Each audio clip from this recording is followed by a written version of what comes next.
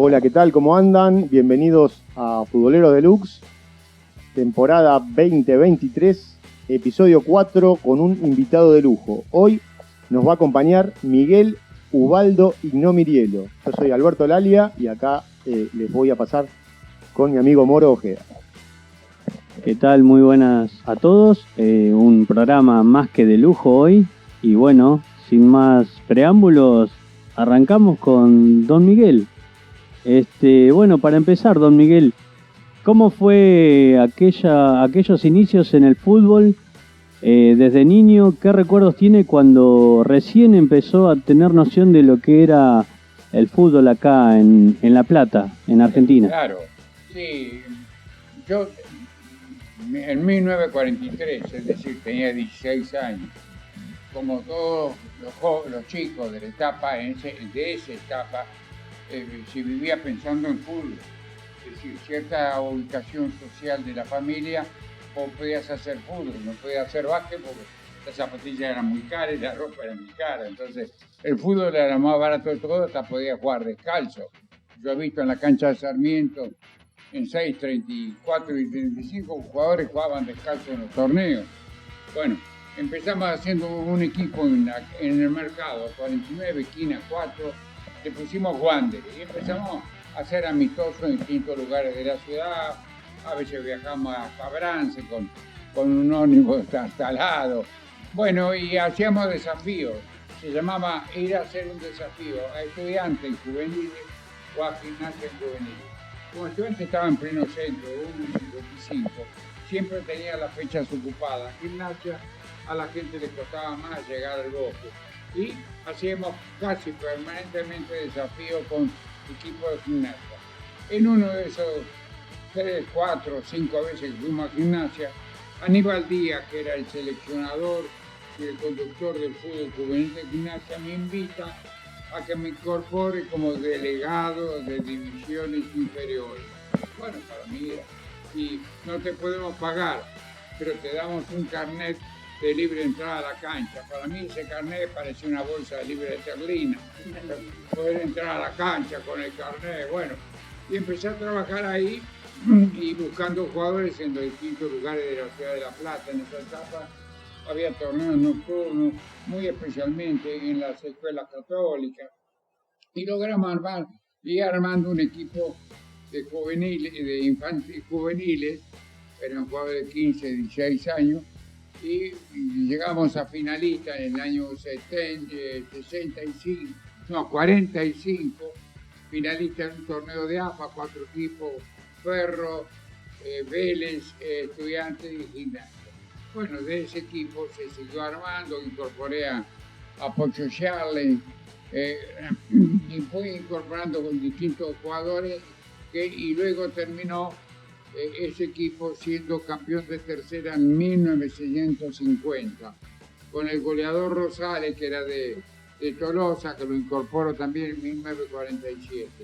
Bueno, esa fue una etapa muy exitosa de mi trabajo, pero más que todo, porque vos, el seleccionar, que es uno de los grandes problemas que tienen mis colegas técnicos, porque de jugador pasan, después de haber jugado 20 años al fútbol, es decir, de los 15 a los 35, de los 12 a los 32, son directores técnicos, pero la gran falla generalmente es la selección de jugadores. Por eso ustedes van a observar que algunos colegas técnicos vienen a un club, dan un tiempo y no incorporan mal o integran mal los planteles. Es un tema exclusivamente de selección que es bastante complicado. Yo fui seleccionador de los 16 años y toda mi vida mi fuerte fue seleccionar jugadores. Bueno, pueden ustedes preguntarme lo que consideren de lo que he transmitido. Bueno, don Miguel, nosotros lo vamos a ir más o menos llevando y usted nos va a ir diciendo, según nuestras preguntas, su opinión. Por ejemplo, el equipo ese de Gimnasia que sale campeón en reserva y tercera es hasta el día de hoy en AFA, la única vez que Gimnasia pudo ser campeón de tercera, usted era el técnico. Claro, en primera. reserva y tercera, que empezaron los torneos en el año 31, el profesionalismo al presente, el único equipo de gimnasia de esas tres categorías que logra un campeonato fue la tercera de gimnasia en 1950. Se arrimó alguna oportunidad la reserva. La primera estuvo cerca de ganar un torneo oficial. Hablo de los torneos oficiales, pero oficialmente el único campeonato que tiene gimnasia logrado fue la tercera en 1950. ¿Y cómo es? ¿Cómo eran aquellos momentos? Y calculo que no habrá cambiado mucho. ¿De qué se trata? Encontrar el talento de una persona cualquiera, el talento en el fútbol. ¿Cómo se encuentra un jugador? Bueno, primeramente, al vos ser seleccionador, vas a igual a cometer aciertos y errores. Pero como tenés enorme práctica de seleccionar, empezás con jugadores muy jóvenes, de 14, 15, 16 años. Por ejemplo, un ejemplo gráfico. Los va puliendo. Fue Daniel Ballo. Daniel Ballo, en la novena campeona del 54 de gimnasia, cuando vuelvo a gimnasia armamos una novena campeona en 1954. Jugadores nacidos en 1940. Bueno, esa novena campeona fue la última novena campeona en la Ciudad de Plata con 100% de jugadores plateenses. Bueno, don Miguel, queremos decirle a la gente que estamos hablando con una eminencia del fútbol argentino, nacido el 11 de junio del 27, 95 años tenemos, don Miguel, espectacular, llamado también el patriarca de los técnicos. Es un apelativo cariñoso muy lindo, ¿no? Sí, lo puso un periodista del diario La Nación en la última nota que me hizo el año anterior, en noviembre, diciembre. No hay ninguno que lo supere, ¿no? En edad. En edad ninguno. De los que estaban de mi edad trabajando, lamentablemente, bueno, no están. El último de ellos fue Juan José Pizzuti, que era del mismo año de nacimiento mío. ¿No? Que falleció hace poco tiempo. Mirá. Lo demás, no. Y después hay técnicos jóvenes, más jóvenes que uno, que siguen viviendo, que fueron eminencias, como ser Bianchi, por ejemplo. Ah, bien. O Basile. Bien. ¿No? Pero son mucho más jóvenes. Bien. Y bueno, pasando el tema, volviendo al tema Gimnasia de La Plata, ¿cómo fue esa salida de Gimnasia y la llegada a Estudiantes de La Plata? Bueno, yo trabajé, creo que soy el único técnico, 4 veces en Gimnasia y 4 veces en Estudiantes. Las 4 veces de Gimnasia me fui yo. Presenté la renuncia, me fui. Las 4 veces Estudiantes también me di el lujo de dedicarme yo. Cuando veo que las cosas no marchan o no me dejan trabajar con la libertad o quieren entrometerse, porque siempre los dirigentes se creen que saben de fútbol. Y entonces ellos quieren opinar. Y bueno, que opinen, formen un club, se derive, sean técnicos, hagan el junto y hagan técnicos. No acepto nada, no acepto nada de eso. Entonces, una de las etapas de Gimnasia, la del famoso Lobo, anteriormente Gimnasia en el 49 sale campeón, en el 50. Estaba el doctor Insúa, era un juez de la corte, que quería armar la primera de Gimnasia con los jugadores de la tercera del año 50. Es decir, armar el equipo del 51 con los jugadores que habían sido campeones en el 50. Le dice, a ver, doctor, que estaba equivocado, que un equipo no se arma con jóvenes solos, sino que se mechan veteranos y jóvenes. Y se va armando y que esos veteranos vayan adquiriendo experiencia, esos jóvenes vayan adquiriendo experiencia. Pero él era juez y yo era técnico de fútbol, entonces dijo, bueno, resolví hacer esto, yo me fui del club. Gimnasia terminó en el 51 en el descenso. Eso me sirvió de ejemplo gráfico en Estudiantes de La Plata, luego de haber sido subcampeones en el 64 y campeones en el 65, donde don Mariano Mangano con algunos dirigentes, decía, vamos a poner toda la tercera en primera. Dice verdad, don Mariano, que era empresario, que no podía, que ya Gimnasia había hecho eso y se había ido el descenso. Le sugerí que no hiciera eso, que incorporara jugadores, cambiara de técnico y empezara a mechar jugadores. Bueno, Mariano escuchó y así lentamente fue entrando Alberto Coletti, que fue el primero titular, Juan Ramón Verón, Eduardo Flores, luego entró Pachamé, luego entró Alberto Aguirre Suárez, luego entró Checo Paz, y así se fue armando el equipo que logra luego el torneo del 68, donde en ese partido, en primer tiempo, juegan 7 jugadores juveniles del trabajo de 1974, la que mata. Y en el segundo tiempo entra Juan Miguel Echecopar. A ese partido no ingresaron Eduardo Luján Manera, que se había lesionado en Lima, y no ingresó Eduardo Flores, que también andaba con una distensión. Pero se fue dando.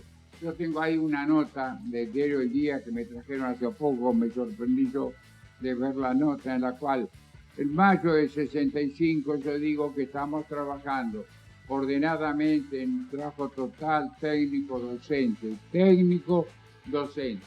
La docencia tiene que estar en los conductores de los jóvenes. Bueno, y que el equipo del 88 va a estar formado, 68 va a estar formado por juveniles del club. Y bueno, creo que algo de eso se dio. Bueno, el placer de haber dirigido esa tercera que mata, que habló durante muchísimo tiempo toda la ciudad de La Plata y todo el país. Claro, fue el primer, en el libro que están haciendo un escritor y estamos publicando, es el primer trabajo ordenado en forma total e integral en la formación de un futbolista futuro, ¿no? En la cual ya incorporamos el psicólogo, el pedículo, el preparador físico con título habilitante, el médico full permanente con el equipo, médico clínico, es decir, se fue ordenando, se le fue vistiendo, se fue concentrando y por primera vez en América también se comienza en la doble jornada de labor. Eso fue único. Lo de la tercera nace como consecuencia de un resultado y luego de ese resultado también, de acuerdo a un historiador del club, se inicia la mística pinchadora. El tema fue así. 1 de noviembre de 1964, cancha de Vélez. La tercera de Vélez, dirigida por Vittorio Pineto, y la tercera de Estudiantes. Entonces, en el primer tiempo, termina el primer tiempo ganando Vélez 2-1. En el segundo tiempo, la tercera convierte 4 y el resultado final es 5 goles de Estudiantes y 2 de Vélez. El día lunes, en esa etapa, no estaba la televisión en la forma que está en la actualidad, ni la cantidad de radios. El diario El Día, que si vos no leías reporte del diario El Día, ese día no te había despertado. Y los hinchas de fútbol, muy especialmente estudiantes, vivían leyendo el día lunes. El diario El Día, la página del deporte del diario El Día, dirigida por Areta, publica: la tercera no gana más. Y ahí quedó y de ahí comienza la mística de triunfo y de éxitos que termina en el 68 en Inglaterra. Ahí bien. Es la que más. Bien. Y una preguntita, don Miguel. ¿Cómo fue esto de implementar el trabajo en doble turno, que debe haber sido, si no fue el primer club en el país, anduvo ahí en América? No se hacía para nada. ¿Cómo fue que usted vio que había que hacer doble turno? Bueno, porque yo estudio no solamente el tema fútbol, estudio el tema integral para aplicarlo dentro del fútbol. Si ustedes preguntan y analizan, se van a encontrar que las clases pudientes generalmente envían sus hijos, por suerte para ellos, envían sus hijos en colegios de doble escolaridad. Cuando usted le pregunta a un chico, a una persona que viene de Francia, de Italia, de Inglaterra, Le dice, ¿cómo es el estudio? Ah, no, es doble jornada. Sí, mañana y tarde. Almuerzan en el club, en el colegio y siguen trabajando por la tarde. Eso me dio lugar a que si yo quería acelerar, porque tenemos que pensar lo que era Estudiantes en el año 1963. 3.300 socios. Pero tengo que volver un poco atrás para que ustedes se ubiquen, que lo publico en el libro y en la página mía también. En el 61, Estudiantes en una final con la se salva del descenso con gol de Rubio. Muy bien. ¿Cuántos puntos tenía la tercera de Estudiantes y dónde estaba en el 61? Último. La reserva aparecida. Y la primera se salva del descenso. En el 62, Estudiantes ya habían comprado a Arles y lo vende. Bueno, en el 62 Estudiantes sale anteúltimo, primera división. Y la tercera sale último. En el 63, Estudiantes incorpora a Madero, al doctor Madero, a Varales, también, bien. Y sale último. Termina último en el torneo del 63. Esa era la campaña.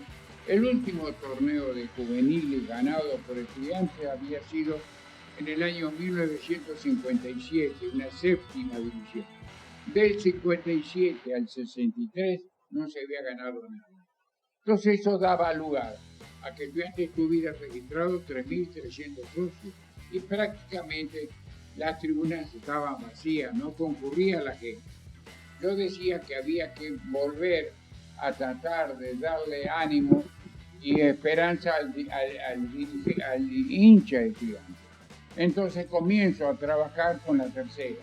La tercera del 62, 1962, de Estudiantes de La Plata sacó 9 puntos. Tenemos que hablar de eso, porque si no la gente cree que el 68 apareció debajo de un hombro. Claro. Y no, fue trabajo claro. Nada más. Bien, en el 63 yo comienzo a dirigir yo la tercera y ya se sacan 24 puntos. En el 64 divido 2 planteles. El primer plantel eran los jugadores que les tocaba hacer contrato en fines del 64 y le doy la oportunidad de jugar en el primer tiempo, en la primera rueda. Y en la segunda rueda yo ya voy poniendo a los jugadores que iba a seguir trabajando. Bueno, la tercera de 64 fue sensación, logró éxitos permanentes y perdimos en calidad de local el torneo con Rosario Central 1-0. En el año 64 ya empezamos la doble jornada de local. Primer club de América que empieza con la doble jornada. Empiezo con concentración. Empiezo con almuerzos conducidos y con la enseñanza de personas especializadas a que sepan tomar el cubierto, y cuál es la copa para vino blanco, la copa para vino tinto, la copa para el agua, cuáles son los platos y la concentración en Chascomús. Todo eso fue una revolución y sorpresa y bastante crítica, porque la gente que no entendía dice, ¿por qué van a concentrar? Pero además tengo que jerarquizar el jugador, que el jugador se sienta cómodo, que se sienta importante. Entonces comenzamos a vestirlo con traje, corbata y botín ilustrado. Había un premio para el jugador mejor vestido de la delegación. Y había un premio en lo que juntábamos dinero para el que llegaba tarde o alguna multa o le pedíamos a algún directivo, el premio era una corbata, una billetera, un premio al mejor vestido de la delegación, al mejor vestido en la cancha. El jugador se llevaba los botines de fútbol y los cuidaba él. Pero no había botines porque era muy costoso, no teníamos dinero. Entonces toda la campaña de fútbol, con excepción del miércoles, que era la práctica en la cual programábamos el equipo para el día domingo, se usaban sacachispas. Se jugaba fútbol con sacachispas y los miércoles con los botines que se iba a jugar el día domingo. El jugador tenía que llevarse el botín, cuidarlo, lustrarle, lavarle los cordones. Es decir, iba aprendiendo a ser un futuro profesional del fútbol. Excelente, don Miguel. Y bueno, ya estando en Estudiantes, ya estamos en la época de donde usted trabajaba en Estudiantes. ¿Cómo fue que llegamos a la recomendación que le hace usted al presidente de Estudiantes para que llegue Subeldía como técnico? Bueno, algunos directivos en la campaña del 64 decían: usted tiene que tomar nuevos reformas. No, hay que buscar un técnico y tengo que seguir trabajando en los juveniles. Bueno, más o menos después de la Navidad, en el club se acostumbraba a celebrar la aparición del Año Nuevo. En el estadio había una confitería inglesa muy bonita. La reunión era ahí para el 28, 27, 28 de diciembre. Estando en la reunión, don Mariano me saca de la reunión, me lleva a la galería, que ese edificio tenía galería, y me dice: ¿a quién traería usted el técnico? ¿BS o C? Interpreté rápidamente. El BS era Victorio Pineto, que era mi amigo, pero era una persona mayor. Y yo tenía referencia por amigos comunes de lo que estaba haciendo Osvaldo Subeldía. Digo, Z. Y el día 28, 29, 30 de diciembre, don Mariano lo fue a buscar a Osvaldo Subeldía, que venía entre Rivadavia y General Paz, a la izquierda del cuadro. Y así apareció Osvaldo el día 14 de enero de 1965. Muy bien. Espectacular, la verdad que es un gusto, es un placer enorme. Declarado ciudadano ilustre de la ciudad de La Plata, don Nada Miguel menos. Mirielo. La pregunta es, me la contó el otro día, una anécdota hermosa, pero que está bueno para que la gente de Estudiantes la escuche, la gente de la ciudad de La Plata en general. ¿Cómo fue que usted recomendó hacer la cancha auxiliar cuando no había y el pabellón Dante Demo? No, el tema es así. Hablo del año 1960. Todos los torneos del nivel inferior en esa etapa no estaban, los equipos rosarinos o santafesinos no estaban, eran solamente los equipos que jugaban en la ciudad de Buenos Aires. Y los partidos oficiales de juveniles se jugaban en la cancha oficial. Generalmente, esa cancha a veces se daba a veces, como se juega todos los sábados, 3 partidos locales, 3 partidos visitantes, todos los sábados tienen partidos de juveniles. Y sucede que se jugaban en la cancha oficial. Y a veces ocurría que el sábado se jugaban los juveniles y el domingo jugaba la primera. Y que ese sábado la cancha estaba en malas condiciones o llovía. Yo hacía ver que necesitábamos tener una cancha auxiliar. Estudiantes tenía la cancha auxiliar desde el año 30, ahí practicó la reserva campeona del 35, ahí practicaba la línea en el 31, el 32. Bueno, y comienzo a moverme en AFA. Yo tenía cierto predicamento por campaña, por una permanente presencia, no a pedir platía ni entrada, sino a ubicar cosas, y hago que el AFA habilite la cancha. Tenemos que dar, le dimos medidas mínimas, 65 por 95, arco oficial 732 por 244, y la AFA nos habilita la cancha. Muy bien. Pero me da un año de edad, estuvo estudiando un año de plazo para hacer los vestuarios, porque no había vestuarios. Nos cambiábamos en el vestuario del 55, cruzábamos la cancha de tenis y se jugaba ahí. Como no se pudo construir en un año los vestuarios, AFA me habilitó uno, y empezamos la campaña para construir vestuarios aledaños y la entrada directa a la cancha auxiliar.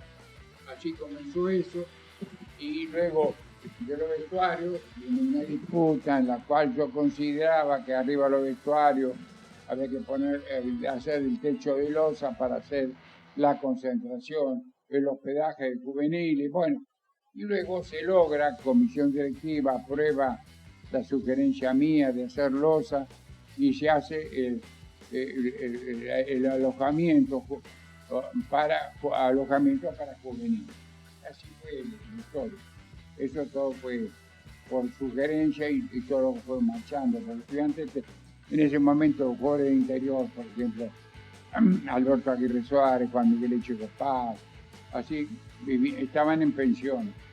Y las pensiones son pensiones y quieren cobrar al día, y si a veces no cobran al día, la sopa es una sopa con algún fideo, nada más. Entonces yo hacía ver ese detalle. Bueno, resultado, se habilitó el alojamiento juvenil, alojamiento para juveniles. La anécdota linda era porque el arquitecto, en su momento, usted me lo nombró, no quería hacer losa. Y usted lo convenció. Claro, no lo convencí. Él estaba opuesto. Yo era técnico, él era ingeniero. ¿Cómo voy a estar? ¿Cómo va a discutir el ingeniero con un técnico de fútbol sobre una construcción? Claro. Pero llevo el tema a comisión directiva y les hago ver la necesidad imperiosa que teníamos de sacar las pensiones y tener un alojamiento. Comisión directiva lo aprueba porque le hago ver los hechos económicos y de organización. No es que se me antojaba a mí, era hecho y alojamiento. Y entonces la comisión directiva aprueba la losa en lugar de la chapa y eso creó un malestar enorme con el ingeniero de ese momento. Bien. Bueno, estamos viendo acá, tenemos enfrente, ahora lo vamos a poner, lo vamos a editar, un banner gigantesco de Don Miguel, dedicado exclusivamente por la gente de Rosario Central. Claro, los mayores homenajes en mi actividad deportiva, futbolística, le he tenido en Rosario. Bien. Cuando los otros días cumplió Rosario 50 años de ser el primer equipo del interior del país que sale campeón, me invitan y le ponen a la cancha oficial número 1 del complejo mi apellido. Qué lindo. Y luego me llevan un poco engañado al partido porque yo no lo sabía. Y se celebraba el cincuentenario. Bueno, se reúnen los jugadores de etapa mía, los Pedro Paul, el Andrucci, Solari, Facutini, etc. Qué lindo. El líder de ese grupo, el caudillo, me dice, bueno, sí, usted tiene que salir a la cancha. No, pues yo no fui el técnico, porque yo no fui el técnico de 70. Claro. Pero usted armó el equipo. Fue formado. 100% lo armó usted. Claro. Usted tiene que salir. Bueno, me llevan y no puedo decir que no, porque también me sentía orgulloso de la resolución de los jugadores, no de los directivos. Bien. De que yo saliera. Yo salí el primero, los jugadores salieron del segundo. Y ahí en esa posición, Pascutini dice, en el medio de la cancha, usted le entrega el trofeo que dio la AFA a Aldo Pedro Pol. Nada menos. Así fue, la gente aplaudió a rabiar, bueno, y le entregué el trofeo. Pero en el regreso, Aldo Pedro Pol le entrega el trofeo a usted se lo lleva a su casa porque usted fue el que armó este equipo. Nada menos. Lo vimos el otro día. Y ese equipo, cuando usted agarra la primera, porque en realidad fue a dirigir inferiores igual que en Estudiante, agarra la primera, hace unas campañas muy buenas y sube todos los jugadores que usted nombró y Central empieza a pelear los campeonatos, que no era habitual. Cuando yo llego a Central, vamos a hacer historia, porque es simple, ¿no? Uno puede, como mi cuerpo puede llegar a tener globos de mentira. No, en el 66, 1966, para los que les gusta ver y agarrar el celular y fijarse, en Rosario Central salió ante uno. Y en Rosario Central estaban en esa etapa Quiroga, Bautista, estaba Menotti, estaba Fernández, estaba Pagani, estaba Vieri, todos jugadores de primer nivel. Menotti fue de primer nivel, Vieri de primer nivel, Pagani de primer nivel en Italia en el Inter. Andrada después terminó en Brasil, Andrada. Salió anteúltimo, se salvó el último partido del DC.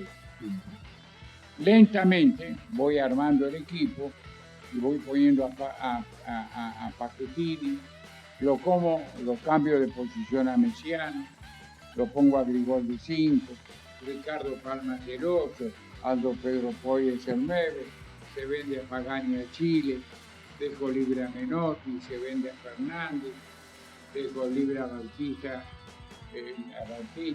se vende a Casares a Gimnasia, se vende a Andrada a Brasil, y vamos armando el equipo que luego gana el campeonato por primera vez. Ya en 68 había hecho una campaña excepcional. Bien. Y perdemos la clasificación por un punto, porque nos tocó 7 partidos locales y los rivales que ganaron, River y Racing, habían jugado 8 de local. Bueno, pero no importa. A un punto perdimos la clasificación. Y luego el equipo sale campeón. Bien. Formado por jugadores juveniles. Bien. Que habían sido juveniles. En ese interín, Rosario Central vendió 23 jugadores. No, Consulta de esos jugadores de ese equipo, antes que se me pase y vayamos para otro tema. Yo he visto programas y videos y notas que se han hecho, y le he escuchado decir tanto a gente del fútbol como Peckerman, como el mismo Menotti, como Marcelo Bielsa, como Valdano, que estaban allá en Rosario en esa época, que ellos iban a la cancha a disfrutar cuando había un jugador del ascenso que decían que la rompía, pero que en ese equipo de Central no terminó de consolidarse, como fue Tomás Karlovich, el Trinche. ¿Qué me puede decir? No, yo lo tuve jugador. Lo tuve jugador en la 4ª división. El primer hecho, una anécdota. Viene en la práctica un sábado, que practicaba a la mañana y a la tarde en Central, y viene Karlovich y me dice: mire, usted sabe que me caí del ómnibus y me lesioné el tobillo. Bueno, bien, muchacho, andaba en médico, yo ya tenía médico, kinesiólogo en Central, se había incorporado, organizado la parte del colaborador. Bueno, mandá que te traten, fenómeno. Pero vino un compañero y me dice: no, don Miguel, no se cayó deportivo, estuvo jugando en el hueco y lo lesionaron en el hueco. El hueco le llaman en la zona de Rosario, a los posteriores de acá. mira. Bueno, es decir, un detalle, era un excepcional jugador, de categoría para ser jugador de excepción nacional, pero era un bohemio. Claro.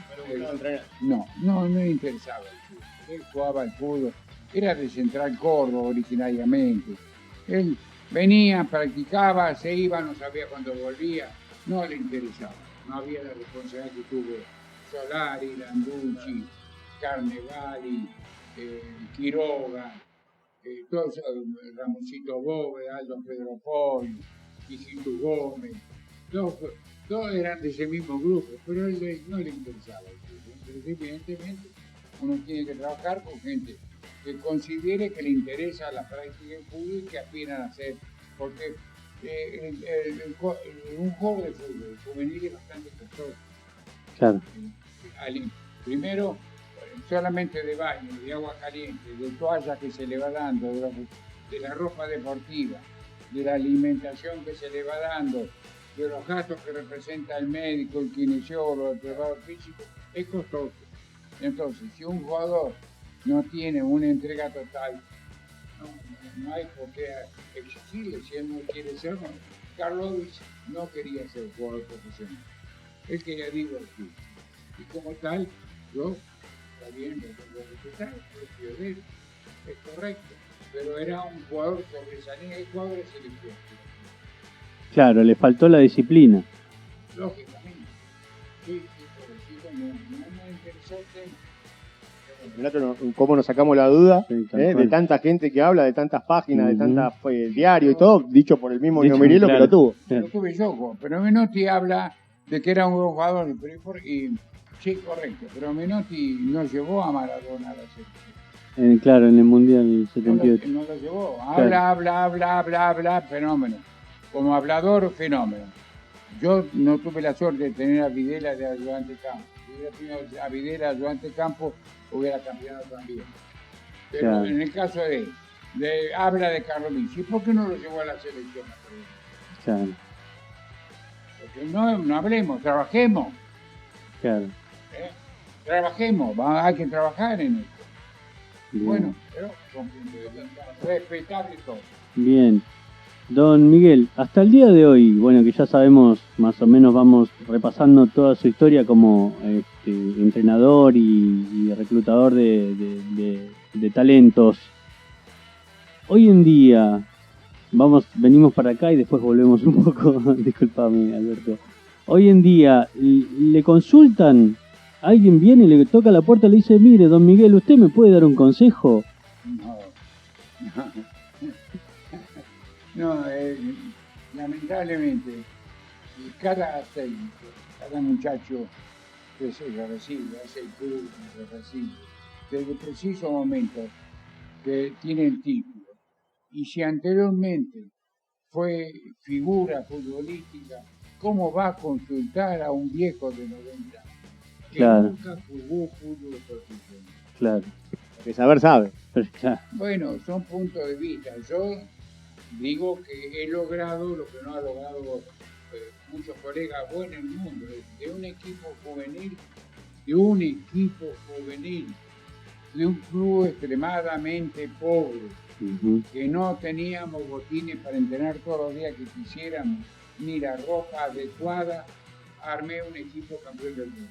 Bien. Creo que hasta ahora, que tengo uso de razón, nadie ha podido repetir eso.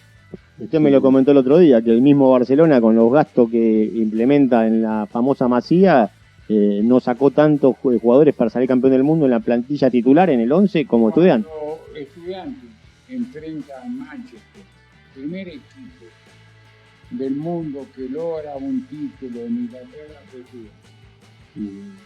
Cuando Estudiantes enfrenta al Manchester, el Manchester tenía 6 jugadores de la selección campeona del mundo del otro. Claro. 6 el Manchester.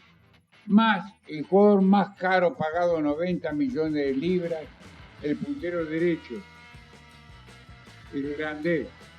¿Ves? 7 jugadores, ¿estamos de acuerdo? Uh-huh. Y Estudiantes comienza con 7 jugadores juveniles en un club de 3.000 socios, en una ciudad de 400.000 habitantes, y la tribuna con tirantes de madera. Claro, claro. ¿Estamos de acuerdo? Claro. Entonces, por favor. Uh-huh. Y volviendo a ese Estudiante, que usted pone el ejemplo del 68, cuando se termina el ciclo de Subeldía, lo van a buscar en Nomirielo para que agarre a Estudiantes en el 71. Y usted lo lleva a ese equipo a jugar la final de la Copa Libertadores contra Nacional. Sin los jugadores, claro. No estaba Zapoliti, no estaba... Había empezado a desarmar. No estaba desarmado. Claro. No, ya estaba desarmado. Yo logro... Lo que pasa que si uno lo analiza fríamente, yo no tengo que venir aquí, yo estaba trabajando en Chacarita. Pero me ablandan, tenía una hija, esto fue en 71. Mi hija nació en noviembre del 60. Tenía 10 años. Papá, ¿vas a volver a La Plata? Sí. ¿Vas a estar en Estudiantes? Sí. Papá, ¿me vas a llevar algún día al colegio? Papá, vamos a almorzar los domingos juntos y alguna vez vamos a almorzar juntos, papá. Claro. Eso me hablando. Vamos a ser muy claros. Muy bien. Mi hija, que me pedía que yo volviera a estar con ella y la llevara una vez cada tanto al colegio. Algo, ustedes que son padres, imprescindible a los 7, 8, 9, 10, 11, 12 años. Claro. Sí. Bueno, eso hizo que volviera. No tenía algo bueno. Pero de todas formas la campaña fue muy buena. Fuimos finalistas. Se le gana a Nacional de Montevideo de local, 1-0 con gol de Romeo. Y se pierde sobre la hora 1-0 con un gol de cabeza del defensa central que había jugado en el Centenario. Y la final en Lima, con 2 goles de Artime, que el presidente Miguel Ristuccia de Nacional de Montevideo, cada vez que perdía una copa, armaba el equipo.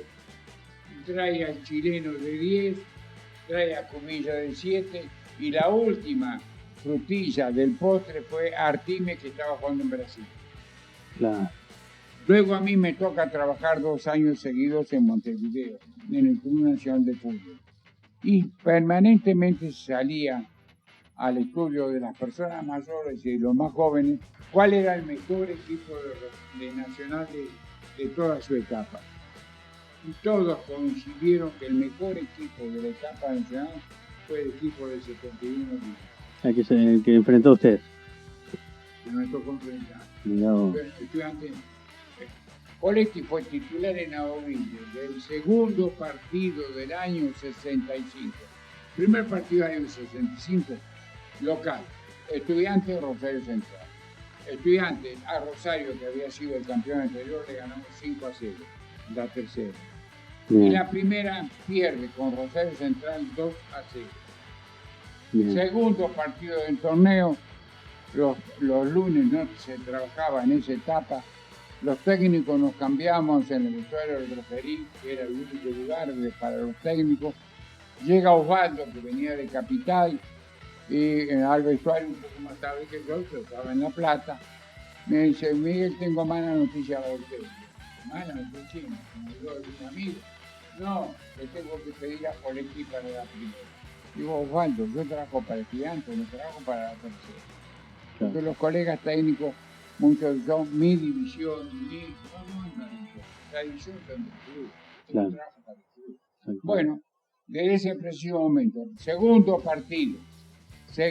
partido del año 65, hasta Manchester, titular inamovible de Alberto Pérez.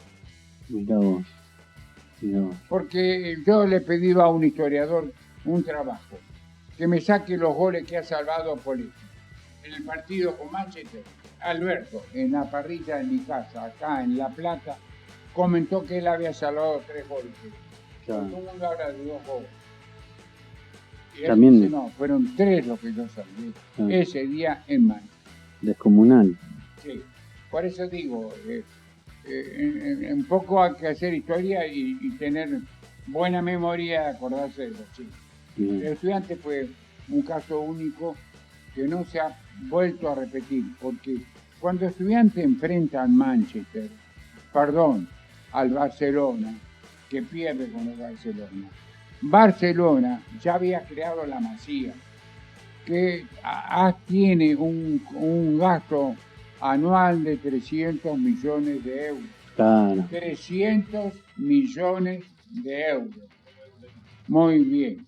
Ese día, el Barcelona presentó 4 jugadores juveniles surgidos de la Masía.